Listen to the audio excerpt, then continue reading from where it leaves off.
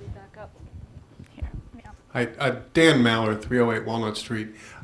This is a good discussion. I hope we can continue it, and a lot of really good points. One thing I needed to point out, and I made a comment at our last meeting concerning the fund balance issue, because the numbers we're looking at here don't add up. And the reasons for the tax increase are not really because of government services. The reason for the tax increase is that for the last 2 years, we had huge shortfalls in revenue collection, and we drained the fund balance, the city's fund balance. So the reason we're looking at this and scratching our heads and saying, well, gee, services are being cut and taxes are going up, is because we didn't pay for those things in the last 2 fiscal years. So we ought to keep that in mind. And I think, Wyatt, the number may be in the several millions of dollars that this proposed budget proposes to put back to fund balance. So I think my comment, if you read the local blogs and things, might have been mischaracterized. I just want to have a discussion about taking that much money and putting it into fund balance when it doesn't actually contribute to the provision of at least the basic government services. It has tremendous consequences for the long-term health and viability of the city, but in a perhaps counter-cyclical way. And so maybe it's not productive to go on and on about this right here and right now, but at least 10 cents of the tax increase is not to provide services, but to restore fund balance. And that's the reason I brought it up, and that's something that people ought to think about and talk about and listen to experts about and professionals about, and I don't pretend to be either one of those.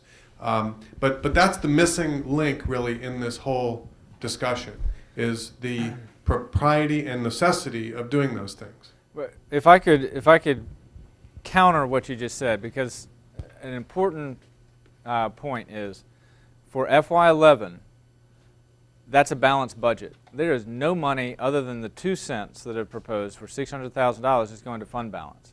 Now, you're absolutely correct that we've had major shortfalls in revenues. And we've had a restructuring of our budget. We've had a huge shift. What this budget is about is a big shift in our revenue stream from our traditional sources, most of which were commercial and the water fund. And that shift is to the single-family homeowners, is because that's where the assessed values have fallen the least. But FY11, that budget is not to subsidize fund balance.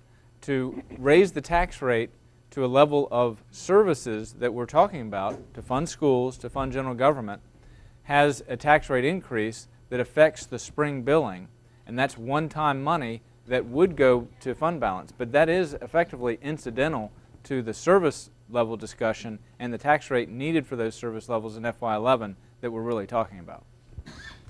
And I'm sorry, I won't go on and on, Wyatt, but what Wyatt's talking about is that the bill that will go to everybody next month for the current fiscal 10 billing is going to produce about $3 million in excess of what's being spent, which will go into fund balance.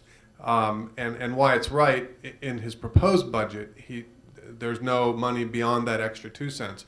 But still, we're talking about 10 cents there, 2 cents there. It's $3.6 million that is being imposed, if you will, on taxpayers, that is going to replenish our fund balance.